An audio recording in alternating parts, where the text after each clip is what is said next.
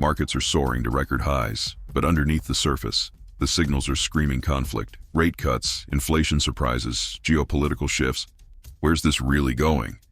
This is Weekly Market Update, a cutting-edge podcast powered by two generative AIs, supervised by a former senior portfolio manager who cuts through the noise to decode what matters. Sharp insights, global context, no fluff. Before the market flips, get the edge. Watch the full podcast now. Don't miss the moment. This week in global markets, we saw something pretty captivating, didn't we? A kind of relentless drive to new highs. Definitely. Across asset classes, too. Yeah, even though the economic signals were, well, all over the place, pulling in really different directions. It's a fascinating disconnect, and it seems largely fueled by this surging expectation for Federal Reserve rate cuts. Exactly. So we're here to cut through that complexity, go region by region. We want you to walk away truly informed. Right. Understanding not just what happened, but why it matters.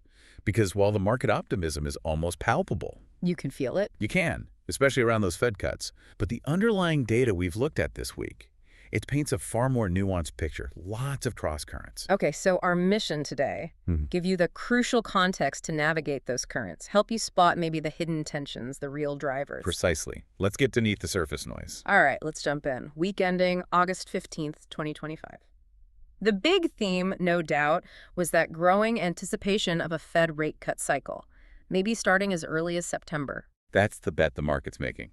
Investors were processing, well, a real mix of signals. Like softer inflation prints, but then surprisingly strong retail spending. And even that temporary truce in the U.S.-China tariff talks played a role. And this wave of optimism, it wasn't just Wall Street, was it? It spread globally. Japan, Europe saw pretty robust gains, too. They did, although there are emerging signs of cooling economic momentum in some of those regions, which adds another layer. Okay, let's unpack the U.S. markets first. Rate cut hopes weren't just alive, they felt like they were in overdrive. Yeah, that's a good way to put it. U.S. equities extended their winning streak, sixth positive week out of the last 8. Pretty strong run. Yeah. S&P 500 climbed, 0.94%? NASDAQ up 0.81%? The Dow surged 1.74%. Impressive numbers? But the real standout, I thought, was the Russell 2000. Small caps jumped 3.1%. And that's significant. When small caps lead like that, it often signals investors placing pretty strong bets on looser monetary policy coming down the pike. Makes sense. But you mentioned nuance. The inflation and economic data wasn't quite so clear-cut. No, not at all. It was a truly mixed bag. Take July's CPI, the Consumer Price Index. It cooled slightly, month over month, up 0.2%. Okay, cooler's good. And core inflation, stripping out food and energy, ticked up to 3.1% year over year. The read there is still kind of sticky, but not spiraling. Sticky but not spiraling. I like that. Sounds manageable. But then we got that curveball, didn't we? The PPI. Yes, the Producer Price Index. Hot. It jumped 0.9% month over month. Wow, okay. That definitely feels like a reminder that maybe underlying services inflation isn't quite done yet. Complicates things for the Fed. It absolutely does. It highlights those persistent pressures under the surface. But, on the consumption side, we saw some real resilience. Oh, for sure. July retail sales up a solid 0.5%, beat the forecast. And the control group sales, which give a cleaner read on underlying demand. Right, stripping out autos and gas. Those really fueled optimism for Q3 GDP growth. Seemed quite positive. You'd think so. But what's fascinating, despite that strong spending, Consumer sentiment actually slipped, fell to a 3-month low. so people are spending, but they're not feeling great about it. Inflation worries still weighing on them. It certainly suggests that. Perhaps they're spending because they have to, but the worry is still there. It's like, yes, I'm buying things, but don't ask me if I'm happy about it.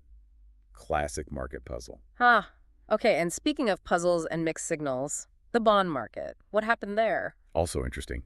Yield curve watchers had a busy week. Short-end yields, like the 2-year, dipped a bit. Which lines up with rate cut expectations. Exactly. But then long-end yields, like the 10-year, actually rose after that hot PPI print. So the curve steepened, but rate cut odds stayed strong. Pretty much.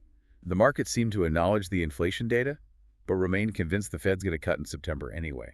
It's quite remarkable conviction. And this optimism wasn't just in stocks and bonds. We saw it elsewhere too, right? Bitcoin. Yeah, briefly popped above $124,000. Right. Settled around $117K. Still up, nearly 26% year to date. shows that risk appetite. So the big takeaway for the U.S. then? I think the critical takeaway is the market's unwavering belief in that September Fed pivot. That narrative is absolutely dominant right now. And that makes it the main vulnerability. If the Fed signals something different, maybe at Jackson Hole. Precisely.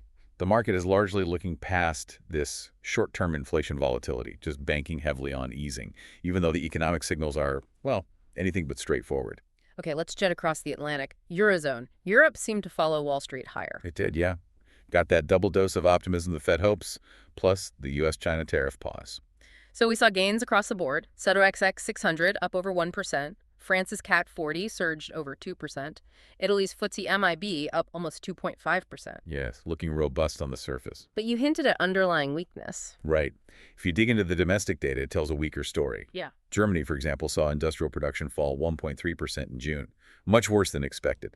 Investor confidence there, the ZW index, it tumbled, blamed on disappointment over trade progress and a weak Q2 GDP figure. So strong market gains, but this underlying fragility feels like they're riding global tailwinds, but the local engine isn't quite firing. That's a very good way to put it. Plus, you have broader Eurozone output growth slowing, energy volatility. Inflation's still a wild card there. But the UK had a bit of good news. A small surprising upside, yes. The British economy actually grew 0.4% month-on-month in June. Okay, a positive surprise. It was. But, important context, the growth came even as job losses continued for the 6th straight month, and wage growth cooled. So even the good news has nuances suggesting underlying softness. Exactly. So the crucial insight for Europe this week, the region is largely riding external optimism, not internal strength. That fragile confidence, weak domestic data, it suggests the rally might be on borrowed time. It certainly raises that question. There's a definite disconnect between market sentiment and the fundamental economic picture there. All right, let's head east. Japan. Markets there have been, frankly, electrifying. Absolutely. Record highs this week. Driven by that really strong Q2 GDP print, plus the easing global trade tensions, Nikkei 225 surged almost 4%, 2PX up nearly 3%. Big moves. Huge moves. And that Q2 GDP surprise was significant. Grew 1.0%, quarter on quarter, annualized. More than double expectations. What fueled that? Mostly robust exports and surprisingly resilient capital spending. Japan really seems to be finding its footing, defying some earlier skepticism. But this strength puts the Bank of Japan in a tricky spot. Directly in the spotlight. The yen appreciated, hitting 146.9 against the dollar, and speculation is really building that the BOJ might have to pivot from his ultra-loose policy faster than expected. And didn't U.S. Treasury comments add fuel to that fire, urging faster normalization? They did. It feels like the global pressure is mounting.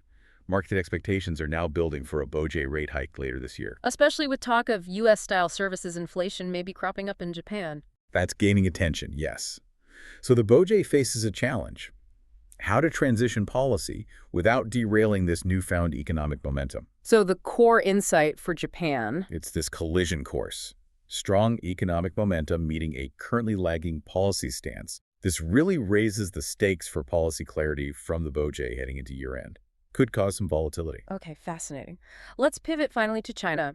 Markets there moved higher too, but mainly due to one thing. Primarily, yes.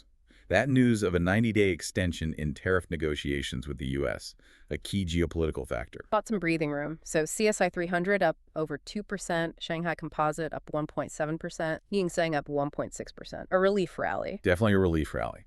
Because if you look at the underlying macro data from China for July, it was broadly disappointing. How so? Retail sales, industrial output, fixed asset investment, they all missed expectations. Yeah. Suggest growth momentum is still waning. So despite the market bump, the fundamentals are still weak. And that deflation issue hasn't gone away. No, it looms large. Yeah. CPI was flat year over year in July. PPI, the factory gate prices, fell 3.6%. That's nearly 3 years of factory-level deflation. Wow. That's a serious structural challenge impacting profits, investment. Absolutely. And investors are, of course, hoping for more robust policy action from Beijing to counter this, watching for stimulus. But Beijing's been pretty restrained so far. Notably restrained, yes. Opting for more target measures rather than the big bazooka stimulus many were hoping for. So the key takeaway for China is pretty clear then. Unambiguous, I'd say. The rally was about geopolitics. Yeah. The tariff truce, not fundamentals. Unless Beijing steps up with real, impactful stimulus, that economic fragility is likely to persist into Q4. could disappoint market hopes. Okay, that covers the region. So what does this all mean for next week? Looking ahead, August 18th to 23rd, what are the critical events we need to watch? There are definitely some important data points and one major event. Let's start with the U.S. Monday, August 18th, NAHB Housing Market Index. Tuesday, housing starts. Then Wednesday, August 20th, Fed minutes. Right, the minutes from the July meeting. Always important. They give you that granular insight into the Fed's internal discussions, clues about timing, magnitude of cuts, any dissenting views. Crucial context. Okay. Thursday, August 21st, existing home sales, jobless claims, leading economic index. But Friday, August 22nd, that's the big one. That's the main event. The Jackson Hole Economic Symposium begins, and Fed Chair Jerome Powell speaks. All eyes on Powell. That could really set the tone. Absolutely. Okay, Europe and the UK next week. Thursday, August 21st, we get flash PMIs for manufacturing from Germany and manufacturing services from the UK. Then Friday, August 22nd, UK retail sales for July. And Japan. Wednesday, August 20th, balanced trade for July. But the really key one is Friday, August 22nd, the inflation rate year over year for July. Connecting back to that Bojay pressure point. Directly. A hotter than expected inflation number there could really ramp up the pressure on the Bojay to normalize faster, could move the yen, impact expectations significantly, might force their hand. Okay, so wrapping this up, let's distill the key risks. Based on everything we've discussed, what are the top 5 things you think investors should really be paying attention to, the things that could shift this narrative? Okay, top 5 risks as I see them. First, Fed policy mispricing. Market conviction in September is sky high. Any hawkish surprise from Powell, especially at Jackson Hole, could trigger a sharp pullback. Right. Number 2. Second, Eurozone economic fragility. The rally looks detached from weak domestic data. A global trade slowdown or another energy shock could expose that fragility fast. Okay. Third, Bank and Japan policy deviation. Japan's strength is forcing the Bojay's hand. A policy shift that's maybe ill-timed or poorly communicated that could cause major ripples in global bond and currency markets. Got it. Number 4. Fourth, China's lack of stimulus. The rally was geopolitical. If Beijing stays restrained on stimulus, that slowdown in deflation could deepen, hitting global growth. Makes sense. And finally, number 5. Fifth, renewed geopolitical tensions. That U.S.-China truce brought relief. Any re-escalation there, or maybe a new flashpoint elsewhere, could sour risk sentiment globally very quickly. That's a really sharp outline of the potential pitfalls. So, given this persistent disconnect we've talked about, market optimism versus mixed global data, here's a final thought for you, our listeners, to ponder. What single piece of information coming out next week, maybe Powell's speech, maybe that Japan inflation number, maybe something else, do you think has the most power to either validate this current market narrative or completely upend it? That's a great question to chew on. It is. Thank you so much for joining us on this deep dive into the global markets. We really hope you feel well-informed and ready for what's coming next. Keep exploring, stay informed. And we'll be right back here with your next deep dive very soon. Still watching? Then you're one of us, someone who actually wants to understand the markets. If this helped you think sharper, tap like, share the insight, and hit subscribe. Smarter markets need smarter minds. Let's grow this together. New AI-powered episodes drop every week. Imagine this format: AI-powered, sharp, fast, built around your industry, your firm, your market. For investors, leaders, or teams that move fast, we create custom podcasts designed to inform and impress. Curious? Contact us to build yours. Bespoke, bold, built by Flamingo's Research and Advisory.